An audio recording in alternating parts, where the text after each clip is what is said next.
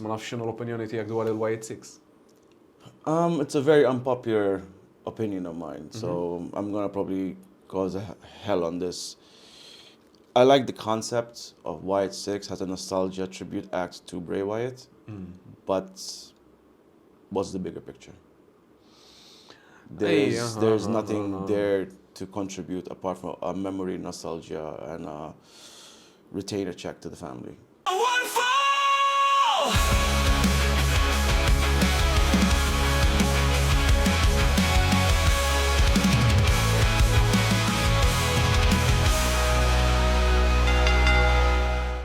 Merħba spettaturi għal episod ieħor ta' One Fall. Jiena Ħames u llum Bredli sfortunatament ma setax ikun magħna, allura għandna replacement għandna lil Dawd Khan. Hello. Hello. Dawd huwa ex-referee, kien head referee ta' Pro Wrestling Malta, bħalissa huwa manager ta' team li jissejjaħ The Standard.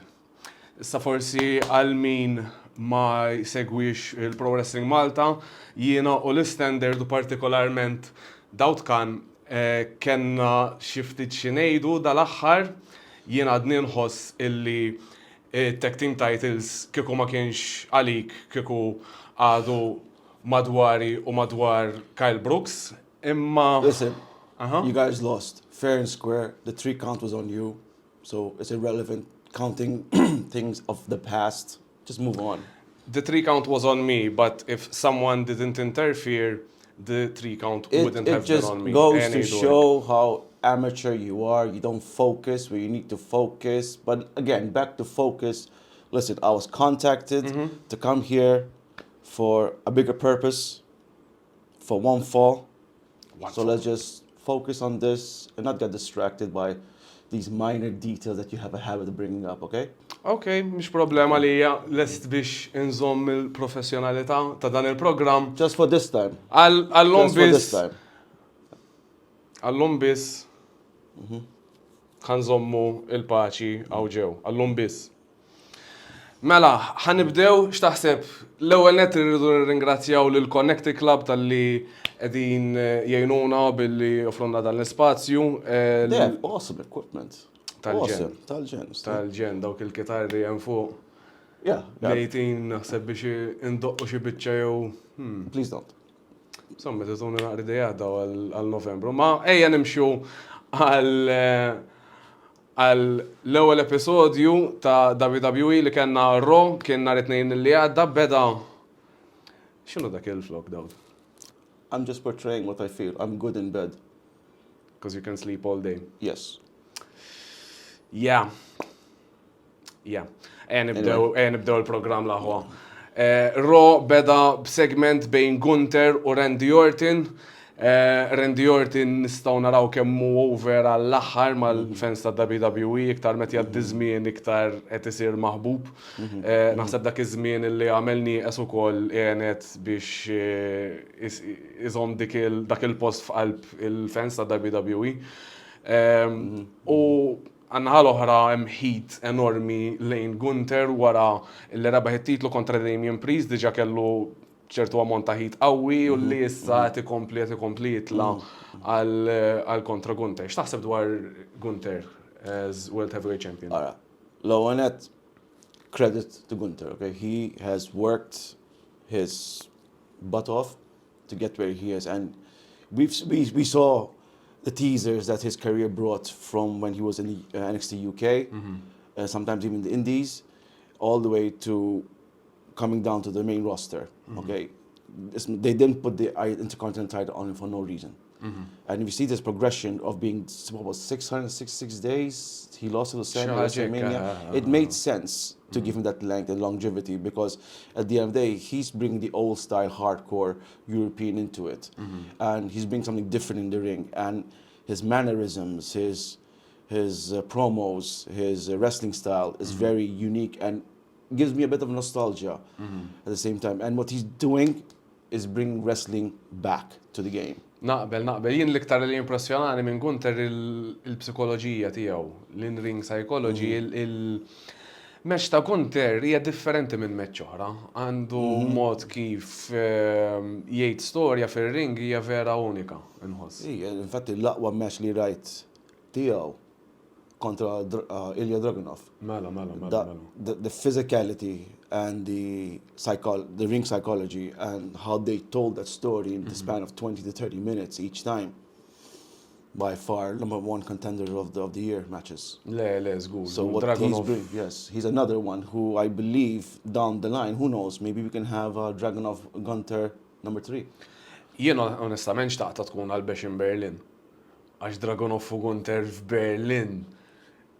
It kind of writes itself, pero naħseb qisu fl-għajnejn ta' Triple H forsi Dragunov għadu mhux lest għal dak il-livell ta' push fejn ħajġielet għal-World Heavyweight Championship mal-ewwel. So l-ewwel he wants to test the waters miegħu għall-Intercontinental Championship fejn issa bil-mod il-mod ħajibda naħseb jifjudja ma' Braun Breaker. Jagħmel sens. Ma tinsiex personally Bash in Berlin, min jaf forsi pasoltu jinnaf Gunter Kaiser fu Randy u forsi Dragunov jiġi jagħmel save. Jista' jkun, però naħseb kieku kienu diġà jinkluduh fl-storyline ma' Randy kieku dak ħajkun il-każ, le? True, but then again we have been surprised as of late on many things. Le, żgur, u meta jidħol PLE, is-sorpriżi dejjem jaqgħu hemmhekk iżommhom, ġifieri ma tistax tgħid. X'akku. Waqt il-promo Gunter qal li bażikament Randy għamela personali ma' Gunter. Għax Randy taħla RKO out of nowhere. Meta fil-verità, Gunter għamela personali lil Randy meta semma lil missieru lil nandu ta' Randy il-ġimgħa ta' qabel. Dak huwa bażikament hemmhekk Gunter tagħna masterclass on being a heel. Of course. Playing the victim. Eżatt. Tilaba tal-vittma u tkun ipokrita. Tgħid ħaġa u tagħmel oħra. Jekk xi ħadd illi jaf xi ġifieri tkun ipokrita. Mela xi għarek pokitra. Da kollu għaxtejn. Go on. Kien hemm ħaġa oħra li semma Gunter għal I'm going to leave you a bloody mess. Dik xi tfisser għall-match, forsi ħajkun hemm id-demm ġifieri fil-match, forsi ħatkun ma jidhirlix li ħatkun no DQ għax naħseb kieku diġà kienu diġà jsemmuha, però jekk għatejt xi ħaġa hekk, nimmaġina li xi ħaġa ħajsir. I mean, again, it depends on PLE itself. Maybe there can be a change during the match. Jista' jkun dakinhar stess jgħidu li ħatkun no DQ. Fuq SmackDown id-dubita jekkux mhux SmackDown li jmiss insomma Raw għax għatfadar Raw ukoll qabel Bash in Berlin, so għatfadar Raw ieħor, so jista' jkun li ħajġu xi ħaġa hemmhekk. Ma tinsiex, Bash in Berlin is on a Saturday, so SmackDown will happen in Berlin itself.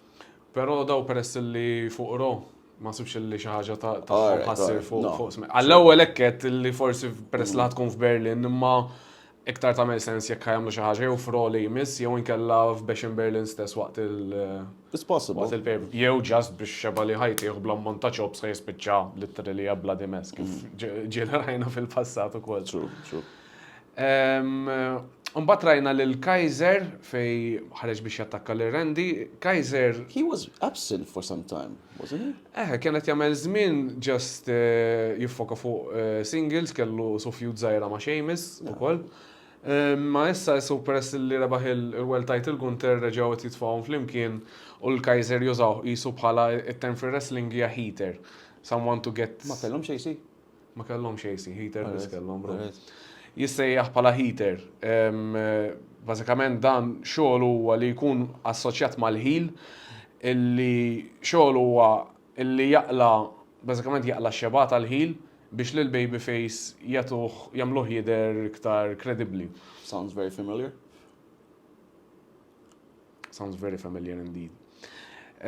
Xi eżempji ta' dawn kellna lil Jimmy Uso meta kien mal-Bloodline, bħalissa hemm Tongaloa wkoll li isu dak l-irwol Carlito mal-Judgment Day ukoll. Bażikament qabel Carlito kien hemm JD McDonough ukoll. Isu Carlito lek daħlu biex il-JD jkompli jippuxjaw naqra. Persi tag team champion. U issa ovvjament tag team champion. u Carlito jieħu dak ir-rol bħala il-heater, għandu x'jaqsam mal-ACs tal-grupp. Illi naħseb tagħmel sens għax again Gunter ma tagħmilx sens li inti you're the dominant world champion u dejjem qed taqla x-xebat, allura hekk jidħol Kaiser jaqla x-xebali mbagħad. U plus tagħti dik il-vantaġġ għal Gunter f'dawn is-sitwazzjonijiet fejn ikunu 2-on-1. Of course. So press li again huwa ħil. Ma naħsibx illi ħajużaħ ħafna waqt il-matches għax il-matches ta' Gunter qatt ma kienu dak it-tip fejn jkun hemm xeba interference. Very true. Però xi ħaġa bħal di jkun hemm xi promo jew hekk naħseb tagħmel sens li jkollu l-Kaiser miegħu. U mbagħad ovvjament wara dak l-attakk is-setja l-main event għal Raw illi kien ħajkun Kaiser kontra Randy Orton. True. Il-match ta' wara kienet match naħseb mill-aqwa probably l-aqwa match illi kien hemm fuq Raw. Maxine Dupree? Le. Okay. I like blondes. Ek juġbuk inti bħal Maxine, kollom żejt u hekk. Anyway, go on. So, Pete Dunne kontra Sheamus. Rajna dal-aħħar Pete Dunne reġa' mar lura għal gimmick li kellu qabel tal-Bruiserweight qed imur lura għal ismu propja Pete Ma Dunne. jagħmel sens, m'hemmx dak, man. Bruiserweight kif għad inti dak ġie Malta, le? Infatti mela kien ġew Malta xi ftit snin ilu kien għadu żgħir dak iż-żmien. Ma kellu reputation kbiru. Diġà kellu reputazzjoni tajba l-Ġapan u l-Ingilterra u Europe ukoll. madwar l-Ewropa kollha. Kont għamilt seminar jiena kelli privileġġ illi kolli seminar miegħu bis-saħħa ta' Pro Wrestling Malta ovvjament. Hemmhekk kont tallimt ħafna kemm hu importanti illi you be a student of the game.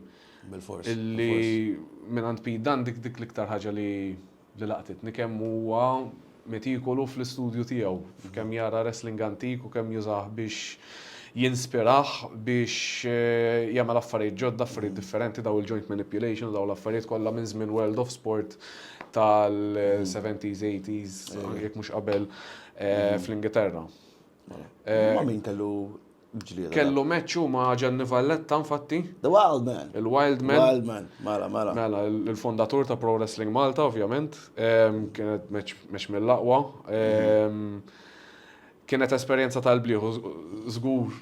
Infatti llum il-ġurnata narawh fuq WWE ngħidu da milux ħafna kien jataw Malta, konna din nitrenjaw miegħu u Ftit qabel il-Covid kien numela li. qabel il-Covid. Ftit qabel il-Covid. Wieħed mix-shows tal-bidu tagħna kien, infatti issa mbagħad nitfgħu fuq l-iskrin biex nuru koll il-fans tagħna xi qed nirreferu. I think it makes sense that, he goes back to the Bruiserweight persona because if he sees in work of again, NXT UK and then coming to NXT US, he's been a solo man. And then during COVID, they had to put him somewhere. So they put him in that feud with the Adam, that was Undisputed Era. He went to that feud with Pat McAfee. It made sense, especially because of War Games. And the thing is, like, I believe it was like Pete Dunne's that maybe 1 or 2 War Games overall. And the psychology he brings, again, like you said, the in-ring work he brings to, especially in War Games, what he did was top-notch. I mean, credit to everyone in it. But Pete Dunne, don't put him in tag teams. Don't put him in factions. Give him a solo run and give him the mid-card level. Or at least go back to NXT US, where he is right now, going on and off. And put the title on him, because he hasn't had that. Because I think when he had that feud going on with Kyle O'Reilly, those two brought the house down. Le, jien naħseb dik, u again, dak huwa s-sigrit ta' xaħat bħal Gunter u xaħat bħal Pete Dunne, il-fatt li huma studenti. They are students of the game. Kull match, kull event illi jafsar fl-antik, was probably huma rawh. Yes. U jużaw dak il-psikoloġija u anka bħala mossi affarijiet illi forsi jafu kienu ntilfu throughout the years u they rejuvenated in a way. Illi iġibu xi ħaġa vera unika to the table, kind of. Wara dik kellna il-match favorita tad-Dawd, apparentament, kellna il-Maxine Dupree versus Ivy Nile. Blondes. Prova, kalma, teċita xurajk iż-żejjed daw. Alright. Infatti, f'nofs dik il-match, il-Wyatt Six jispiċċaw jinterrompu u anke l-ħawdi jagħti Sister Abigail fuq Gable, infatti, u Gable versus Howdy is confirmed for next week. Jien naħseb f'dan is-segment vera spikkat is-saħħa ta' karattru b'saħħtu bħal Wyatt Six. Għax fejn qabel jien personalment forsi ma kontx inkun daqshekk interessat nara meġ bejn Maxine Dupri u Ivy Nile. Alright, kellhom naqra storja bejnietom imma bħala karattri u ma ishom ma kinux daqshekk b'saħħithom fuq il-programm. U jien bħala wrestling fan dejjem nħobb dak il-karattru tajjeb. Illi bis-saħħa tal-karattru tal-Wyatt Six ġabun interessat f'din il-match biex nara x'jafu jagħmlu il-Wyatt Six. Ma nafx x'inhu l-opinjoni tiegħek dwar il-Wyatt Six. It's a very unpopular opinion of mine, so I'm gonna probably cause hell on this. I like the concept of Wyatt Six as a nostalgia tribute act to Bray Wyatt, but what's the bigger picture? There's nothing there to contribute apart from a memory, nostalgia, and a retainer check to the family. Ifimnu ma nimmaġinax illi ħaj kompetu għal xi titli, però naħseb illi jagħtu valur għall-programm, illi jkollok dak il-karattru, dak il-gimmick illi il-fans dejjem jirreaġixxu għalih, ngħidu għalissa dejjem irreaġixxu għalih. Of course. Għandhom biċċa xogħol diffiċli immens għax ir-reputazzjoni ta' Bray Wyatt ili. Jien naħseb s'issa għamlu xogħol pjuttost tajjeb biex żammew l-interess u żammew l-kredibilità tal-grupp. Però kif qed tgħid inti long term taf tkun naqra challenging il-ħaġa. It's like saying less is more. That's why if you compare their TV time to the others, it's very minimum. Except for the part when they were first announced and they did the segment as an outro of Raw. But in the long run, giving them less time means more as a nostalgia act going forward. But again, what's the bigger picture? Missa they need to move on from being just a nostalgia act ukoll. Exactly. So they need to jkunu their own characters. Exactly. Like, yes, because of Bray Wyatt, Wyatt's sick and all that. Again, move forward now. You are here. Now what? You're doing the thing with Chad Gable and all that. What's next? Interessanti ħafna x'issa il-Chad Gable marru kontriħ għax u trada lil-familtu, hekk qalu, lil-Maxine, Otis u Tozawa. U ovvjament il-familja ħaġa importanti għal-Bowdelis, għal-jom kollha. Forsi jafu jmorru għal kontra Solo, wara li il-esti da kollu li għandu kontra Roman, u isu dar kontra familtu kollha. But are we... Forsi Dominic, dar kontra Missieru, daru kontra l-Judgment Day, kontra Rhea u Damien. Those are all good possibilities, but are Forsi jżommu we... dik it-tema. If they keep it in Raw, it would make sense. But are we ready for another faction versus faction thing, where they have one building up to be a faction against a faction, a bloodline going on? Da qed ngħidu wara li il-feud ta' bejn Solo u Roman u da kollu jisfaxxa. Qed ngħidu forsi s-sena d-dieħla wara draft, forsi Solo u xi tnejn minn tiegħu jiġu drafti dal Raw, jew il-Wyatts jiġu drafti dal SmackDown. Dawk illi qed jiġu nifhmu bħalissa jekk qed iżommu dik it-tema ta' xi ħadd illi trada lil familtu taf kif, forsi jistgħu jagħmlu xi ħaġa. U fl-istess ħin tagħti xi ħaġa għal Solo wara li lested il-feud ma' Roman għax again once illi tispiċċa se jagħmlu. So why not go after New Day? New Day ukoll, Because New Day are always there to help the new talent and push them over. I mean, yes, these guys of the Wyatt Six are established wrestlers, but they were lost and found in WWE for years. So putting them like this, putting more establishment to them makes more sense going forward. Ifhemu fl-istess ħin l-istorja ta' New Day bħalissa qiegħda illi Xavier Woods jaf jitradi lil-Odyssey Jones u lil-Kofi Kingston. Iġifieri again hemm dik l-element ta' qed tmur kontra familtek. Anyway, ġifieri hija possibilità oħra wkoll. It's possible. You never know. Wara dik konna rajna promo minant it-Terror Twins, minant Damien Priest u Rhea Ripley. X'taħseb fuq din il-feud bejnietom u Dommu Liv? It's very entertaining. Very entertaining. It's like so many elements into it, you know. You got the Judgment Day, you got the X, the cheat, and all that. You got the backstabbing. It's going really well. It's very entertaining right now. I mean, wrestling is good again, and they keep doing a really good job. So this feud needs to end in a proper way. U kieku kienet fidejk, how would you end it? Not at Bash in Berlin. It's too soon. Le, naqbel. It's like Bash in Berlin is like a pit stop. So if anything, things will have to finish either like in what's the next? Bad Blood. Bad Blood. What, Survivor Series, Survivor. I think so. I think what they're gonna do is like certain feuds will have small feuds that will get written off. Bash in Berlin. Other feuds which have a bit of a more story to it will be written off at One Blood, or what's it called? Bad Blood. Bad Blood. Them Hazin, all right. But the main story will always be the Bloodline War Games. That's been rumored. Għal Survivor Series, Exactly. mhux hekk. So it's like each PLE is going to take care of something. Le, ma tamilx sens li twaqqaf il-feud għalissa għatem interess qawwi leja. Ma nafx jekk il-feud tispiċċax brija tieħu il-titlu lura. Immaġina dik huwa il-konklużjoni naturali naħseb ta' din rivalry, forsi f'WrestleMania.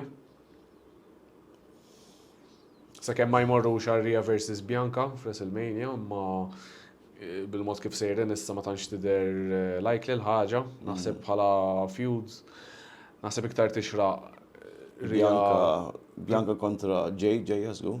Jew Bianca kontra Jade jekk jagħmluha naħseb tagħmel sens minn issa WrestleMania. She's kind of blonde, le? Grey hair. Fake blonde. Still blonde. Totta lik xorta. Chocolate Irridu syrup. naraw inti toċċa li jamma. Anyway. Din naħseb kienet jew ħatkun l-ewwel darba fi żmien twil illi mixed tag team match għandha dan il-livell ta' build-up u hype u storyline madwar. Naħseb l-aħħar mixed high profile mixed tag team match li kien hemm meta Triple H u Stephanie marru kontra Ronda. Ronda, yeah. Okay, that was good. Listen, you gotta give Triple H credit for that match because he carried the match. He carried the match. Yeah. Imma bħala feud ma nafx kemm kienet qawwija u ta' interess daqs dil-feud li qed taraw bħalissa. Of course. This one, they're throwing in stories and of the elements that they're bringing up in the story. Again, makes it entertaining because like things we can relate to. But this is something that we can see in a ring, slapping each other out of you know. I mean, for example, like Liv Morgan, she's blonde. Totta lik dik vera, stra. She's blonde. Darba kienet bjond. She was, so you know, she's got. So nista' Yeah. nagħmlu xi ħaġa hemmhekk ukoll. Kemm Jekk taqbel. Ikkalma, Dawd, żomm il-kalma. I would love to see Rhea spanking Liv. Ejja nimxu għal match illi għas-segment ta' wara. Sorry. Rajna illi Punk u Drew. Nasab ħajar ma nsemmux strap matches madwarek bħalissa Dawd imma insomma dik li. This is the only strap I disagree with. You disagree with this strap? I disagree with, yes. This match, it makes no sense. Okay. So I tell you what's going to happen. I'm going to predict this. This is not a spoiler alert. It's a prediction. It's not going to actually happen. That's why it's not a spoiler. Exactly. So, last PLE, McIntyre went over. This PLE is going to be Punk going over. Bad Blood, they will have to have another gimmick match, let's say one last man standing or first blood match. Hell in a Cell. So they can be that rubber match, that winner determination. Because there's a possibility, who knows, that maybe those two can be involved in different stories going forward with Seth as well. Ifhem triple threat down the line żgur. Punk set to that's WrestleMania worthy. Dak iktar nimmaġna Royal Rumble istra. Illi mbagħad WrestleMania jmorru għal Punk versus Seth.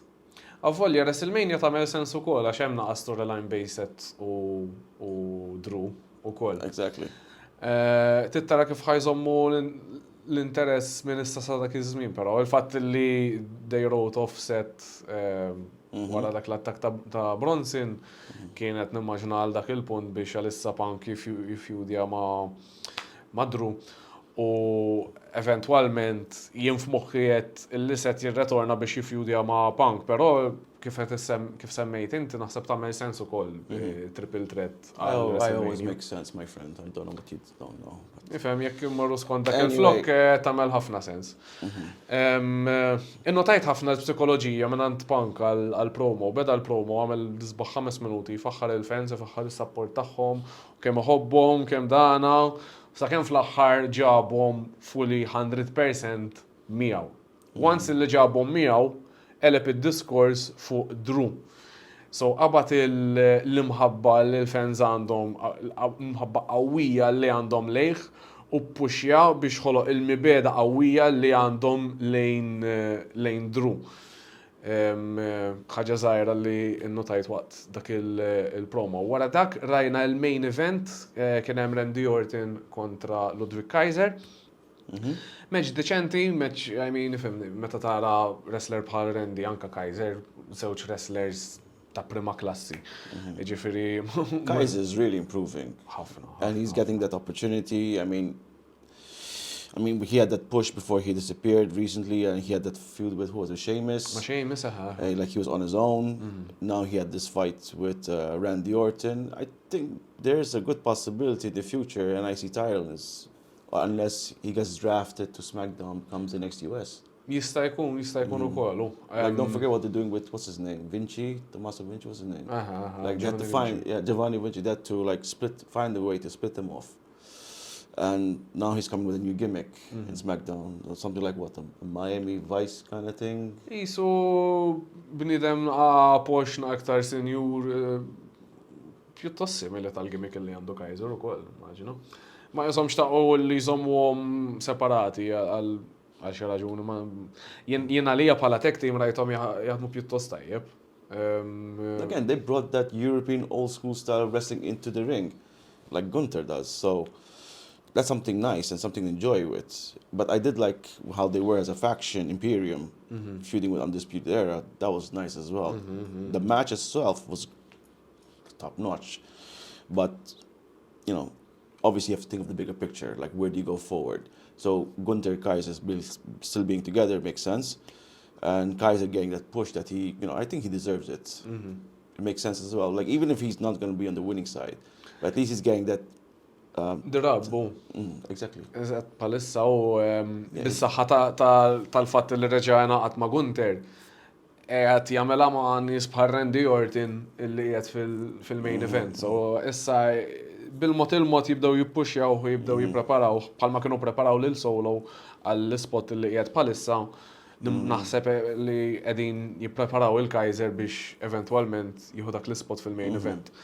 Il-match intemmed BRKO, ovvjament, rebaħ Randy Orton. From where did it come? From where did it come? From out of nowhere. ħadd ma raġejja.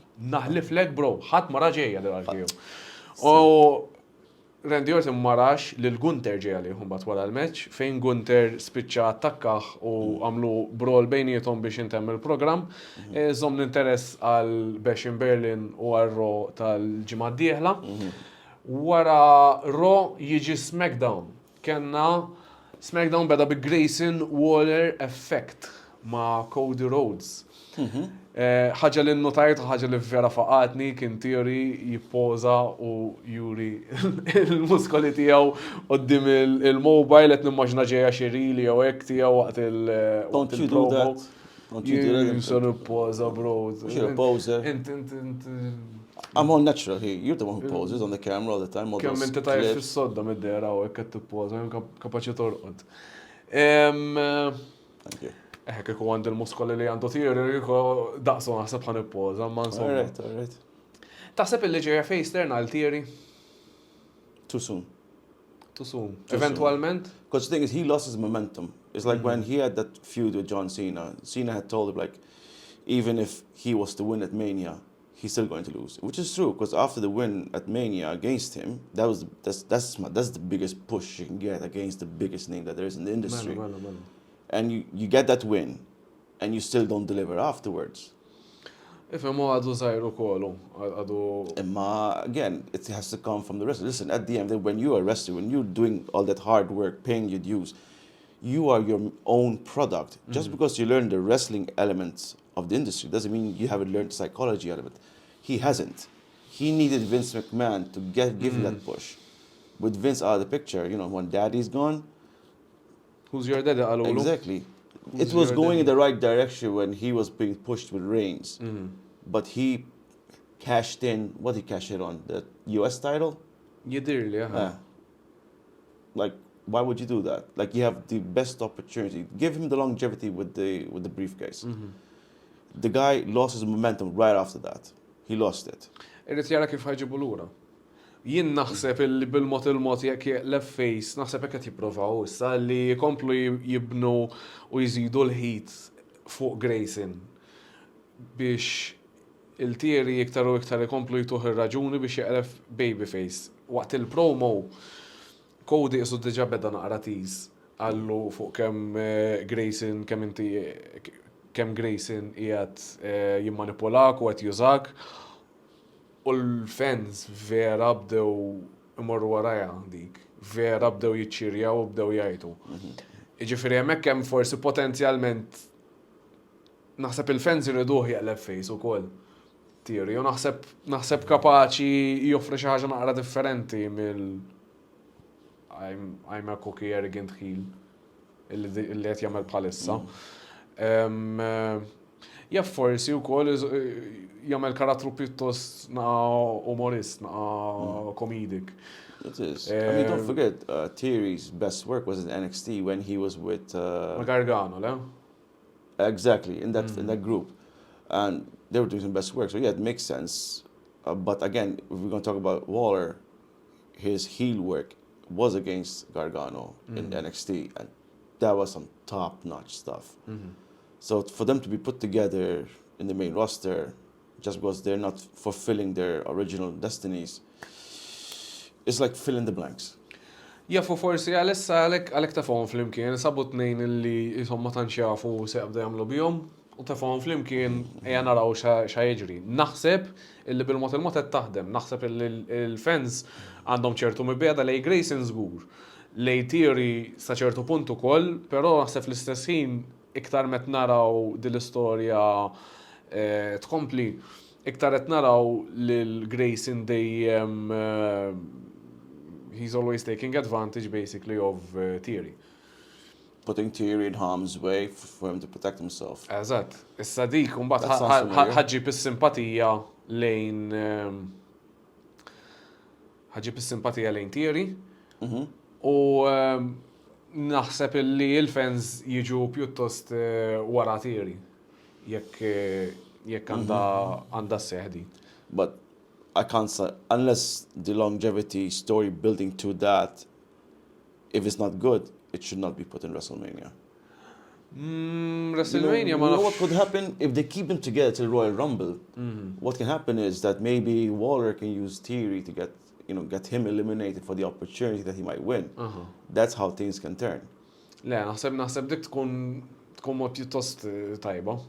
Ifhem issa qegħdin fl-aħħar ta' wissu ġifieri Royal Rumble ma baqgħniex ħafna laqqas. Time's flying, man. Time's flying. It's tearing. Wow, dik nżommuha. Anyway. Dik nżommuha, okay. Komplejna wkoll it-tease għal heel turn għal Kevin Owens. Fakru basikament lil-fans f'kemm il-darba Kevin Owens strada lil sħabu. Ma nafx jekkux ġej dak il-mod f'Bash in Berlin, il-mod kif qed isiru l-affarijiet qishom l-hemmhekk mixin. Jew taħseb illi ħajibqa' babyface Kevin? Let's be blunt about this. Cody is not going to lose the title in Bash in Berlin. in my opinion. It's still too soon for him to lose it after his finishing the story, for him to lose it after just like 2-3 months. That makes no sense. So they're gonna probably prolong the story with Kevin Owens. Maybe what will happen is maybe Owens will make a mistake in the Bash in Berlin, which will give Cody the advantage to go over. And then in Bad Blood, prior to it, Owens will lose his temper. He might do that power bomb like he did to Sammy on the ring. What was the ring corner? What do you call that? Mal-apron. Exactly, on the apron. That could bring the heat and the turn big time. Listen, Kevin Owens, he's a fantastic wrestler, so you gotta give him credit for what he does. His psychology, his microphone work is some of the best that there is. And right now, he's been on a good format since the feud with Bloodline, and then the tag team championship win in the main event of night one. And then after all that's finished, they're like, okay, what are we gonna do with them? So Owens goes to SmackDown. He ends up feuding again with the Bloodline, on and off. Now for him to have this opportunity with Rhodes, he's been a good guy for quite some time, but we all know some of his best work is when he's a heel. Le, bla dubju. The energy, again, I don't want to sound like a repetitive record, but the psychology he brings as a heel, it's 10 times immense differente. All right? Differente. Very different. Very differente. And it's like, all right, it's like saying when you're a good guy, you can do certain things, but when you're a bad guy, you just... M'għandekx limitu bażikament. Exactly. Tista' tagħmel li trid. Jien ħares lejn l-esperjenza tiegħi dejjem nippreferi naħdem bħala heel. Meta nkunu barra dejjem nispiċċaw bħala Meta nkunu barra dejjem isnu we're the foreign heels, we're the bad guys, u kif qed inti m'għandekx limitu ta' l-affarijiet li tista' tagħmel, tista' tgħid u tagħmel li trid. U ħafna eħfef biex iġġiel in-nies joboduk milli biex iġġielhom iħobbuk. Da segment kollu kien biex jissettja l-main event tas serata fejn kien hemm Cody Rhodes u Kevin Owens kontra A-Town Down Under. Ħaġa li nnotajt bejn Cody u Kevin Owens u kontrast mal-renju ta' Roman Reigns. L-istorja ta' Roman kienet fuq kif it-titlu jikkorrotti l-champion b'tali mod illi jispiċċa jdur kontra familtu, jdur kontra sħabu, jagħmel kollox biex iżomm it-titlu.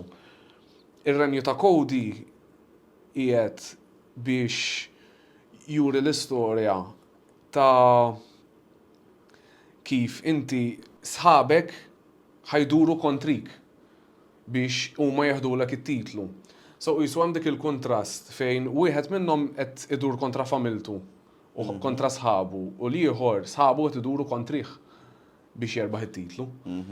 Illi innotajta qas kontrast pjuttost interessanti bejn il-title reign ta' Roman u ta' Cody.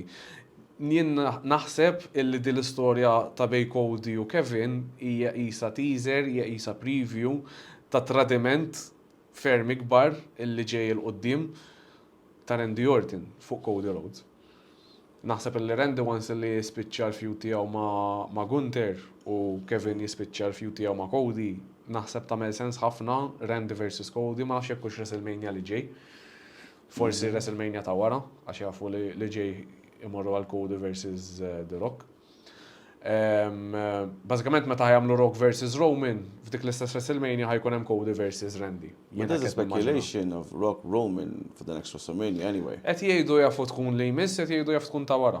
Jekk tkun għal li jmiss, nimmaġna Cody versus Randy għal WrestleMania. Għal min forse ma kienx isegwi WWE f'dak iż-żmien, Cody Rhodes kien parti mill-grupp jisejjaħ The Legacy, meta Randy Orton kien WWE champion kien isu l-apprentice ngħidu ta' Randy Orton flimkien ma' Ted DiBiase Jr. Jiġifieri hemmhekk għandek storja vera b'saħħitha fejn għandek il-mentor tiegħek ħajdur kontrik biex jipprova joħodlok it-titlu. But don't forget, there was like a segment a couple of weeks ago when Cody and Randy were sitting in the locker room, And Randy was telling him, like, there will be a time down the line, and when he was about to say, like, we're going to cross paths for the title, they got interrupted with Kevin. So it's a possibility. Isom diġà taw dik in-naqasida li Yeah, exactly. Naħseb tkun feud ferm interessanti. Wara kellna il-US title match LA Knight versus Yeah. LA Knight versus Santos Escobar. Yeah. Il-crowd kienet on fire għal Yes. dil-match. Naħseb iktar minn Cody Rhodes. Of course. Iktar minn li għal Cody Rhodes kienu favor course. LA Knight. Mid-deranti fan pjuttost kbir ta' LA Knight bil-mod kif qed Obviously, he's got a lot of blonde fans. Maħob fil-bjondi, stranti, Cody mhux bjond ukoll. Yeah, wrong gender. Fair enough. Rajna l-legado tal-fantasma jattakkaw l-LA Knight qabel ma bdiet il-match u jiġu kollha bard minn ringside. Naħseb bħala psikoloġija vera għamlet sens. Yep. L-ewwel netta traġuni għal xiex il-match għandha tkun one-on-one mingħajr any interference. L-LA Knight diġà tfajtu fil-rwol tal-vitma, ġibtu mimli simpatija minn għand il-fans, bażikament, għax qabatu għala xeba u issa għandu rrid jiddefendi t-titlu wara li għadu kemm għala xeba. Titfal ħit ukoll fuq Santos Escobar u tibda l-match xeba ħit. Bażikament, il-fans ma l-ewwel qegħdin interessati fija mill-match qabel ma daqet il-qampjena. Infatti kif marru għalija mbagħad fil-bidu il-fans kienu diġà qegħdin ħotta li għal-match. LA Knight mara roll-up 1-2 close fall u kick out. Hemmhekk il-livell tal-eċitament tal-fans tellajtu għaw fuq mal-ewwel 15 sekondi tal-match. Jiġifieri kienet vera pjanata tajba vera kienet executed tajba wkoll dik. I have to agree with you on that one, yeah. I mean, they know how to work the crowd. And LA Knight, he's in a good moment going forward. Like his work rate with Logan Paul, like when he went to his house using the pool and stuff like that. Give LA Knight, take off the restraints off LA Knight. He can give you a good segment.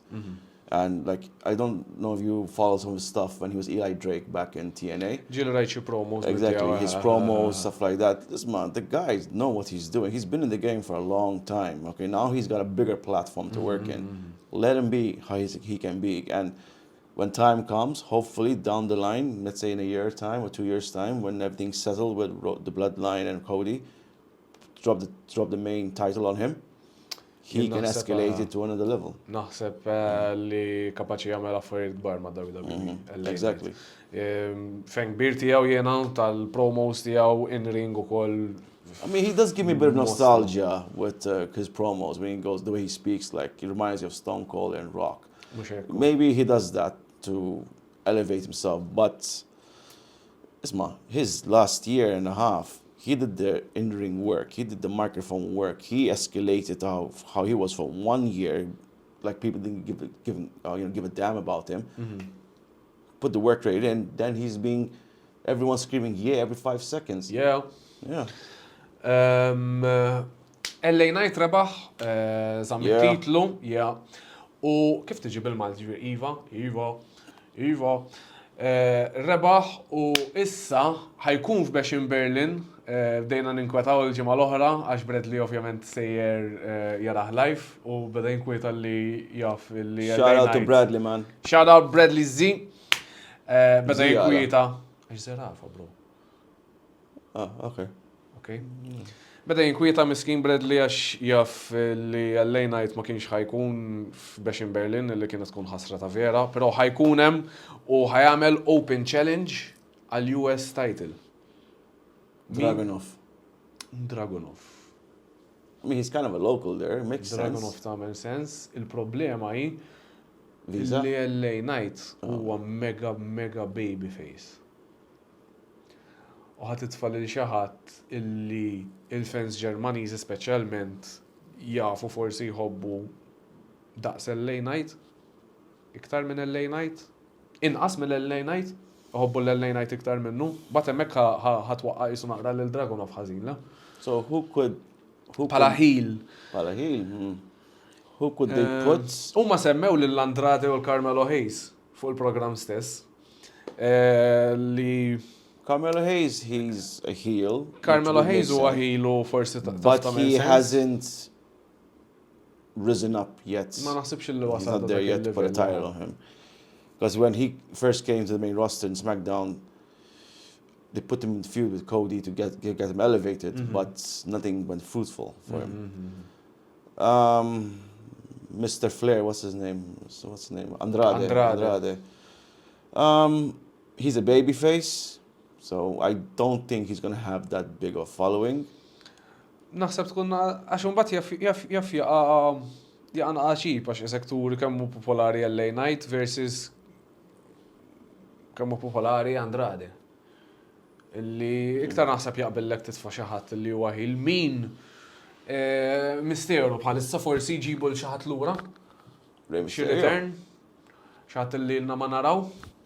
Ejdunna guys fil-comments togħux tiddejqu, rridu nisimgħu is-suggestions tagħkom fuq TikTok, YouTube, Facebook, Instagram, wherever, iktbulna l-intom lil min taħsbu illi ħajkun l-opponent ta' LA Knight f'Bash in Berlin. Iktbulna.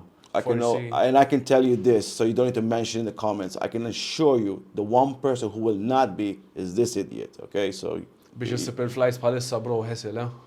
Ryanair. Għazbi Ryanair. Ryanair ma jmux Berlin.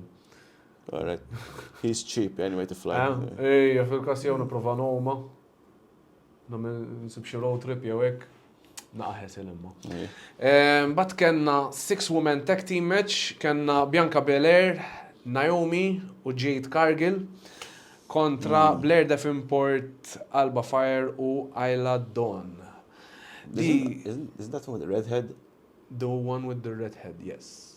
The tag team champions. I like redheads. Redheads u kol joġbuk, ha? Iktar minn blond. I like a dirty blonde, but the redheads, you know. Tu għallek tażelek, blond jew redhead? I don't discriminate against color. Right, tajjeb, inclusive, ġifiri. Very, very good. Red hair, yeah. Huh? Red hair is nice as well. Tajjeb. She's British, no? They are Scottish. Oh, Ryanair, cheap flights. Sorry, good. Sarranġa bil-Ryanair, mela.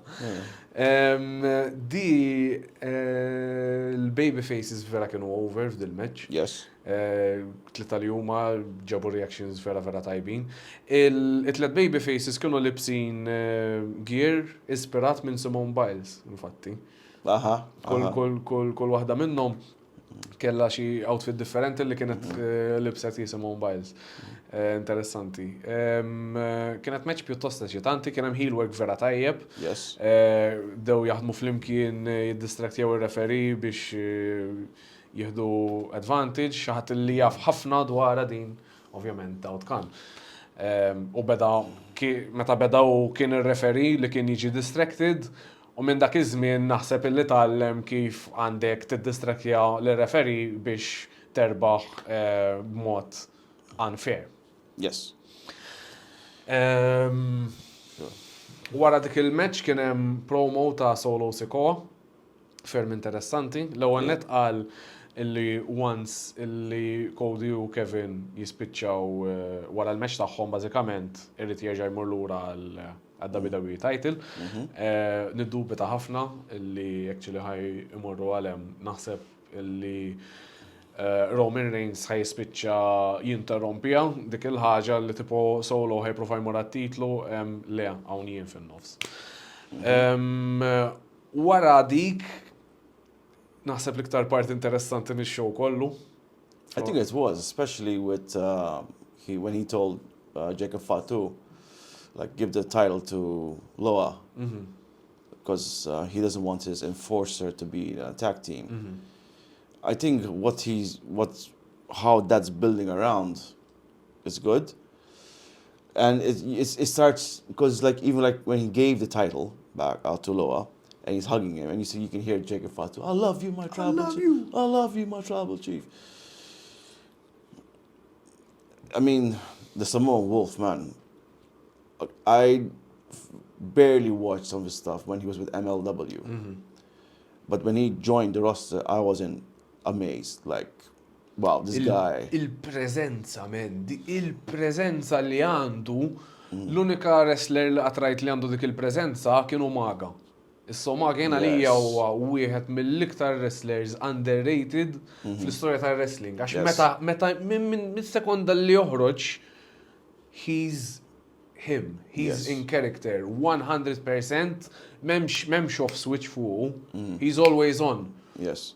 U fatu dik li għandu men, il-fatt li għamel main event sħiħa aktar tard, main event sħiħa sejjerek. Mux ġas sejjerek għat jitċassa, sejjerek u dik l-intensità beda jerek. Waqt il-promo, waqt għet jitkellem solo u għet jerek. L-ammont ta' intensità li għandu fuċċu dan, għandu l-look tal-ġen, kollox għandu. He has everything. Di li għamlu ferra kienet interessanti, għax jien naħseb li bdew tefaw dik il-naqasid, dik il-naqaraġuni wahda zaħira għal xiex solo għandu, għal xiex fatu għandu jitradi l-solo, eventualment. ħajdumu ħafna biex jamluha. I think what will happen is like Solo will blame Fatu in the bigger picture for the main losses, especially for let's say if Solo's team were to lose in the War Games in Survivor Series, I think Fatu is going to get the blame. It could be. Issa Solo lil-Fatu taħ ir-rwol iktar importanti mill-li għandhom l-oħrajn.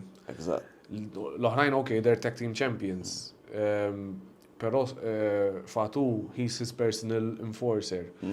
Illi kif tgħid inti, jekk l-affarijiet mhux se jmorru kif iridu, anke jekk tkun torta Solo. Of course. Solo l-istess storja li għamlu Broman mal-Usos. U ma' Sammy wkoll. Le, vera interessanti ħatkun. I mean, how they're cooking this formula right now with the bloodline, inclusive and exclusive with Roman, they're doing long-term planning big time, 10 times better compared to, prior to Vince. Because now finally WWE is being taken care of by a wrestler. A wrestler is doing everything. Like guy, credit to Triple H, he's turned wrestling fun again. And the long-term storytelling that they're focusing on. Keep doing, man. Keep doing what you're doing because it's so much fun. Iżommu kif investit fija u it rewards you for watching the product for a long time u koll. Definitely. Jekk inti għandek prodott li ħin kollu għaddej, m'għandekx seasons ħin kollu. Pal matches tiegħu. I've seen your matches. You bore me. I bore me. See, you said you bore yourself. I bore me. Allum ħallina. Isma, hey, you don't reach the standard. standard. Tiegħek, ħanara. Isma, you either work smart or you work hard. I like to work smart. You don't even work. You don't work, you just sleep all day, that's why you're so good in bed. Ħallina dawd. Stop it. Wara dal-promo kellna. I still make the same money or more than you, and I'm a manager on the sidelines. Come on. Ma rridux nitkellmu fuq kif tagħmel il-flus inti. Ejja nimxu għal match ta' wara dan il-promo kellna Tongans, Tonga Loa. Man, when I saw that, I wish them like they were back to GOD, Gorillas of was it days? I forgot what they were called in Japan. Some Gorillas of War, something like that. Something like that, but they were like GOD or something like that they were called. Ifemni jafu jżommu l-istess stil li kellhom qabel, just through a new rebranding. Huma bażikament the bloodline qed ikun l-isem tagħhom fil-verità. Kellhom match kontra Street Profits, match pjuttost deċenti. Street Profits diġà semmejna konna fil-episodju ta' qabel kemm huma atleti fenomenali. Bażikament il-punt ta' din il-match kienet biex turi kemm hu importanti Jacob Fatu għall-bloodline.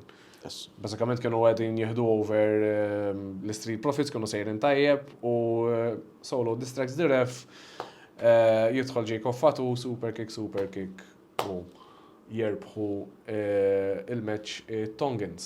Sounds familiar, but anyway.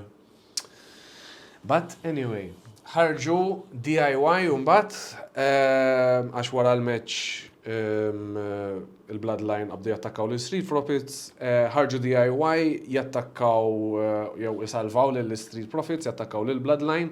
Again, Jacob Fatu kien id-differenza u Solo jispiċċa Samoan Spike lil żewġ membri ta' DIY. Kenna confirmation ukoll għall-street fight bejn Michin u Nia Jax għal WWE Women's Championship ħajsir fuq SmackDown, mhux fuq Mission Berlin. Thank God. X'inhu l-opinjoni tiegħek dwar il-Women's Championship scene? Okay, Tony, let me tell you this. Tony? Yeah, I'm addressing you by your proper pronouns instead of calling you jabroni, Tony. But anyway. Compli. So, don't get me wrong. Nia Jax, she, in my opinion, okay, she has improved since her return. But for me, she will always be Miss Botchmania. Okay. Okay? And the fact they dropped the title on her from Bailey, okay, maybe Nia Jax, she deserves it, but I don't think it's a long-term reign for Nia Jax. Ma nafx tax naħseb bħala heel, bħala tipo an unbeatable kind of monster heel. Għan-nisa, isom qatt ma kellhom xi ħaddek. Kellhom lil Karma. But that was short run in WWE, but when she was known as Awesome Kong in TNA, she did a stupendous job. But Awesome Kong, Karma back then, she didn't speak. She had that other side manager. You know, managers can talk. Raka Khan, she did a great job. And the thing is, Awesome Kong, she would speak without even speaking, and the crowd would still love her. Because Awesome Kong was a brilliant in-ring worker. Unfortunately, Nia Jax, she's not in the same level as her, in my opinion. Does she have the presence in the ring? Yes. Is her work rate as great? I think there's still some improvements to be made. Why is she there? She's there to make the female baby faces on SmackDown look strong and credible. Dak hu xogħla. And hopefully no one gets injured. Ifhem, sissa she hasn't injured anyone since that we know of. Naħseb meta jiġru daw l-affarijiet dejjem isiru pubbliċi. I'll check with Tiffany. Issa nsaqsi beyond daw ukoll, I know. Issa Champion Lion. Diet jagħmlu bażikament l-istorja hija bejn Tiffany u Nia Jax li eventually Tiffany will probably cash in on her. Doesn't this sound a little familiar? Wasn't there like a friendship between Nia Jax and Alexa Bliss? And you know, Bliss is the champion, and you know she's mocking Jax behind her back, and then they ended up doing a 5-minute match in WrestleMania. Just so Nia Jax. Nisperaw li tkun iktar minn 5 minutes jekk imbagħad iżommu l-feud, imma again da. Tiffany what she has to do. Issa żmien differenti wkoll. I think like what's her name? Michelin? Michelin stra. What's her name? Michelin? Michin. Michin. Without the L. All right. Michin. Keith Lee female. Keith Lee female. Yeah. Partner. Right. Michin. All right. So, you didn't know? Anyway, so I think so. Yeah, they're together. Yeah, I think. All right. Anyway, I think they're using her. I think she should remain in NXT because I think they don't have a plan for her. Because if you notice, she's being used here and there randomly. One day she's in NXT, one day she's in SmackDown, one day she's on Raw. It's like they don't have a plan with her, and they don't have that longevity plan with her. Ma żammewx dik il-konsistenza jisom. Exactly. They should just leave her in NXT and let her elevate the future. Because if you see the NXT female talents, they're especially the blonde ones. I tell you. Naħseb taf sew fuq il-wrestlers il-bjondi ta' NXT. Some of them, yeah. I mean, I don't know the champion. I think she's black hair, I think. But anyway. Ejja nimxu qabel ma nispiċċaw nitlu f'xi suġġetti li aħjar ma nitlux fihom. Okay. Kenna l-main event, kenna Kevin Owens u Cody Rhodes kontra A-Town Down Under għamlu match sħiħa bażikament jittiżjaw ir-relazzjoni bejn Cody u Kevin fejn avolja med mhux apposta minnhom Cody ma kienx hemm għal Kevin biex jagħmel it-tag u minnhom wara Kevin ma kienx hemm għal Cody biex jagħmel it-tag. Ta' dik naqra żgħira tingiża fejn tgħid forsi jaf ikun hemm xi ħaġa bejniethom. Cody u Kevin jispiċċaw bir-rebħa u fl-aħħar. That was nice, the end. L-ikbar tease għal heel turn ta' Kevin. It was. Fejn jkun kważi ħajmur jifqgħu bit-titlu mbagħad kemm qed juru hekk il-ġifieri u l-fans vera bdew jistennew. Cody beda jistennew wkoll dik il-ħarsa li taħ fl-aħħar. Taħseb illi ġejja f'Bashing Berlin? Why not? Jien naħseb The thing is that Cody said a few weeks ago that Kevin deserves a title shot. Okay, fair enough. I'm a big-time Kevin Owens fan, okay? I believe that he should be given another title run because the last one was interrupted abruptly. I believe he needs to be given a proper title run. And I think, listen, if you're going to give Kevin the title run, also an opportunity, you need the old Kevin Owens back. Like the vicious SOB. The ones who doesn't care about friendship, stuff like that. Because at the end of this, when he was a champion in NXT, the things he was doing with the push he was getting from Triple H, when he first came out to Raw and attacked John Cena and stomps on the US title, like never seen before, never. And the thing is, like, you gotta give Kevin that freedom. Kevin Owens, the good guy, yeah, so fantastic. Għandu fire tajjeb imma wkoll bħala babyface, naħseb li jaħdem bħala babyface ukoll. Ma naħseb kif qed tgħid intu wkoll naħseb l-aqwa Kevin Owens huwa heel. Yes, definitely. So, Bashing Berlin ħajkun is-sibt li ġej. Għandna 6 matches konfermati. Cody versus Kevin Owens, WWE Championship. Looking forward to it. Gunter versus Randy, World Heavyweight Championship. Looking forward to it. Priest and Rhea, the Terror Twins, kontra Dom u Liv. Interesting. Punk versus Drew, strap match. Strapping. Unholy Union. Alba Fire u Ayla Dawn kontra Bianca u Jade, WWE Women's Tag Team Championship. Nice chocolate syrup there. Wow. U LA Knight għandu l-Open Challenge tiegħu bil-Malti. Iva. Għal-Open Challenge għal United States Championship. Li hija l-iktar match illi intu looking forward għalija? In all seriousness, I'm looking forward to Cody and KO only because of the teases. Għal dik il-heel turn. Yes. Jien vera diffiċli biex nasel match minn daw. Gunter kontra Randy naħseb ħatkun in-ring classic. Classic, yes. Cody u KO għandhom dik l-istorja li nimmaġina l-bloodline jafu jiġu involuti f'dil match taħseb. Jew ma tantx għandhom x'jaqsmu. Tipo solo għal li wara ħajmur għal kontra Kevin. So ma nafx jekk jiġux involved. Since you mentioned that, now I'm thinking about it, like, you have to keep, Solo's not, he doesn't have anything scheduled at Bashing Berlin. They're not going to do Solo Roman anyway at Bashing Berlin. So I think it would make sense that match, Cody Owen gets interrupted by Bloodline. And probably Roman makes a save. Le, naħseb Roman mussej jeder fuq ma sibx li jeder fuq Bashing Berlin. Dal-aħħar, fuq SmackDown ma derx. SmackDown li ġej, ma vera naħseb li qed iżommuh naqra l-bot issa. Ħalluh jisselja l-injury minant the table.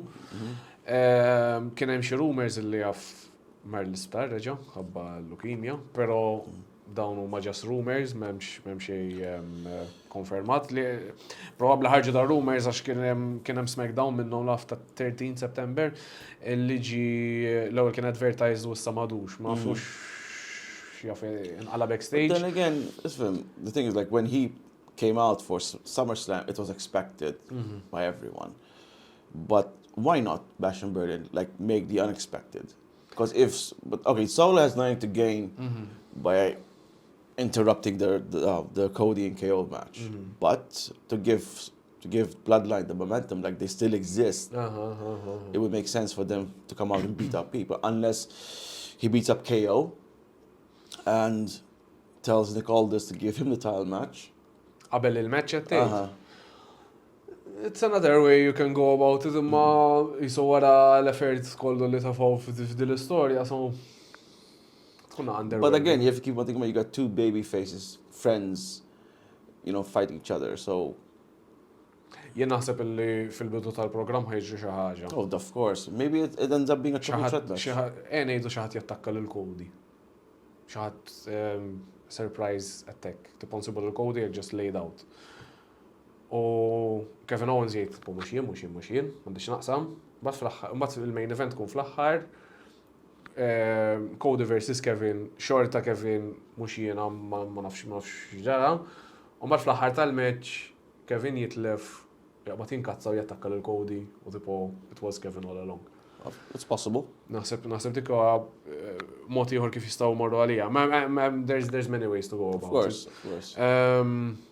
Priest u Rhea kontra Dom Olive hemm build-up qawwilija. Heat vera tajjeb. Il-Women's Tag Team title match minn xieċetat ħafna li nkun onest, però naħseb Bianca u Jade speċjalment għandhom kollhom reazzjonijiet vera qawwijin mant il-crowd ta' Berlin, so looking forward għal dik. All right, so let's do a prediction outcome. Okay, we can't really say LA Knight Open Challenge because we don't know who's there, so let's out. Unholy Union and Bianca and Jay, who do you think is going to win? Naħseb li Bianca u Jade ħarġu jirbħu il-Tag Team Championship. Okay, same. I would say the same. Okay, so Punk and Drew. Punk and Drew nimmaġina Punk, għax kif qed inti l-ewwel rebaħ Drew, issa jerbaħ Punk u mbagħad ikun hemm ir-rubber match Bad Blood. Okay, Priest and Rhea. Priest and Rhea. I think it's Dom and Liv. Naħseb jien ukoll. Naħseb illi tagħmel sens li tihom iktar heat. Però l-aħħar pay-per-view tnejn fu Priest u Rhea, ma nsibx li jaffordjaw jitilfu match oħra. Of course they Taħseb? can. Yes, of course they can. Long-term planning. Taf tkun diffiċli biex jżommu dik il-moment, naħseb ikunu tilfu f'żewġ pay-per-views wara xulxin. Però again, Dom Olive iktar mi jistgħu jġibu heat, Judgment Day ħajkunu involuti fiha wkoll. Of course. U m'hemm ħadd min jista' jsalva lil Priest u lil Rhea. Because the twins are on their own. Jey Uso. Jey Uso. Yeet. Gunter versus Randy. Gunter. Cody versus Kevin. Cody. L-iktar mesh looking forward għalija vera ma nistax ngħid. Vera looking forward biex nara l-Open Challenge tal-LA Knight, forsi għandi feeling ġej xi ħadd ma nafx min. Guys, ejdulna minn taħsbu li ġej għax m'għandix idea. Inti għandek xi idea? I'm trying to think like if there were any big names or any major signings as of late, because they did sign a couple of wrestlers recently. I'm not sure if Buddy Murphy is in the mix, because I heard that he was going to leave AEW soon. Ma kienx firma kontratt melux ma Was it him? Min għalija firma kontratt, min ix-xert. All right. Mhux joħroġ Pentagon Junior, man. Kien tkun hekk random. No, I can't see that happening, because for him to come and lose his first match is already... dik ukoll. And plus, from what I heard, Penta and Phoenix are both coming. So they're going to be straight away involved in the tag team scene. So I can't see... I mean, Penta, he's a violent wrestler, but he does it so eloquently at the same time. First time I saw Penta was in Lucha Underground. And it was with that match against, was Vampiro. And they weren't even in the ring, and the crowd was losing their minds. Like, this is awesome. And Penta's there, and Vampiro's is there with his thingy, shaking his aura. Like, wow. Like, he's such a violent wrestler. But again, he does it so eloquently. Diffiċ li ngħidu. L-strap match ta' Punk u Drew kol tajba ħafna. Jien ħanejt li dik l-iktar match li looking forward għalija. Ħanaraw biex ħajħorġu. Ejdunna intom, guys, xinija l-iktar match looking forward għal-jom, irridu nisimgħu l-opinjoni tagħkom, għana mhux ġast aħna nitkellmu ma rridu noħolqu komunità fejn kulħadd jista' jiddiskuti jġib l-opinjoni tagħkom, jekk ma taqblux ma xi ħaġa li qed jiena jew xi ħaġa li qal Dawd, guys, let us know your opinions in the comments. Dak kien it-tielet episodju ta' One Fall. Ġejt kelli ngħidha waħdi, sfortunatament, Bradley, qed nimmissjak. Narawkom il-ġimgħa d-dieħla, nerġgħu nirringrazzjaw lil Connect And I want to Club. give a shout out to my boys, the Standard. Love you, boys. L-standard.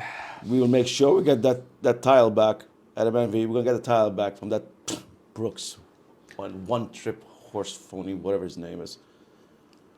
Issa xi darba, guys, nitkellmu rridu nagħmlu episodju waħda sew fuq x'inhu jiġri bejn. Why don't you just remind the fans the date and the place where we're going to do the next show? Tieni ta' Novembru, 2nd November. 2nd November, guys, Monte Cristo. Yeah.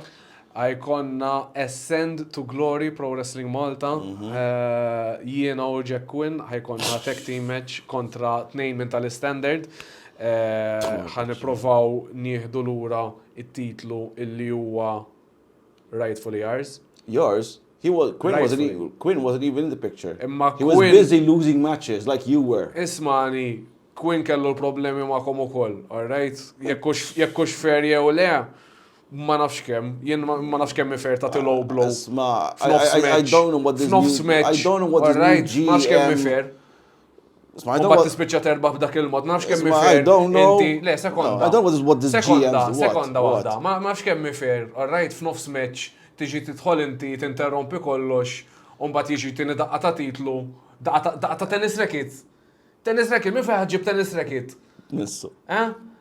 Tkompli dik. Min fejn ħaġġib tennis racket? X'għandu x'taqsam ma' pro wrestling match? Hey, Fabio, my boy. Hekk intom terpu, ma anyway, dak A win is a win. Dik issa nżommu għal darb'oħra, guys. Yeah, you have to play smart. You don't have to work hard. Play smart. That's how you get things done. Ejdela xi trid, fottamenti huwa. Tomato, tomato, potato. Alright. Issa, wara da kollu, wara il-tensjoni li forsi hemm bejnietna, ħabba da li ġara fil-kontesta Pro Wrestling Malta. Apparti da kollu xtaqt nirringrazzjak tal-li ġejt in My pleasure. Bradley's absence. Sfortunatamente. Bradley, if you ever want to do this again, just let me know. I can, Yeah. Guys, grazzi lil Connect Club, grazzi lil Ford Fitness ukoll ħajkonna xi. They got some really nice stuff here. Seriously. Ħafna. Ma Ford Fitness ħajkonna xi opportunitajiet biex terbħu gym memberships dal-waqt, guys, dal-waqt. Dak kollu minna ħatana, daw nerġa' ringrazzjak tal-li ġejt u narawkom għall-episodju li jmiss.